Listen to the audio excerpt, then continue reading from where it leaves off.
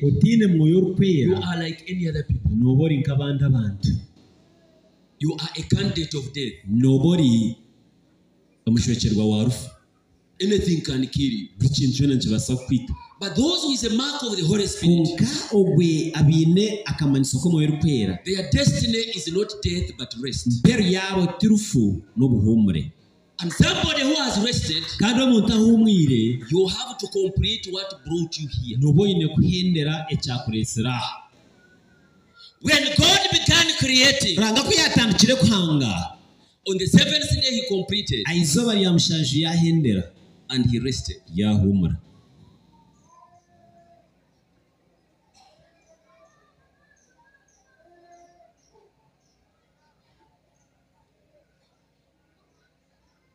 Death Rufu is a punishment, n'ekifubiro. but to rest, Konka okuhumura it is a reward. n'ekihembo.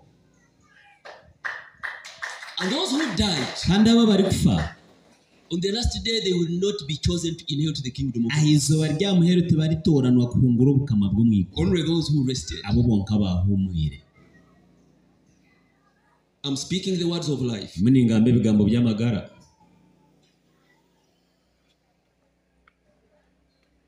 This is why Jesus told the people who had come to bury Lazarus Egi niyo shonga eyatumire Yesu nagambira aba babiri bizire kuzika Lazaro. that those who believed me, Yabagira ati abo abari kunyikiriza they will never die. tibari fe biro byona. That's what he said. Iko yagisire. That is why Moses released the blessing upon Reuben, Yo shonga Musa yari kwiro mugisha Reuben that Reuben will never die. akaja ati Reuben torufa. This is why David declared, Yo shonga bwenchi Daudi yaranjirire I will never die. ngo tindifa.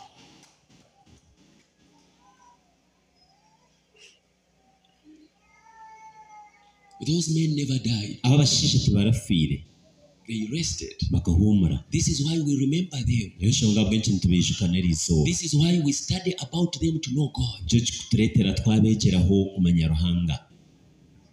They were men like you. Bakaba barya bashishe nkiwe. You too. Niwe God is with us to do something ruhangari nite kugira iki yakora so that the future people will learn from kugira it. ngo abantu abanyensa babasa kwegeraho. 18 and 19. 18 na 19. Here, Hurra.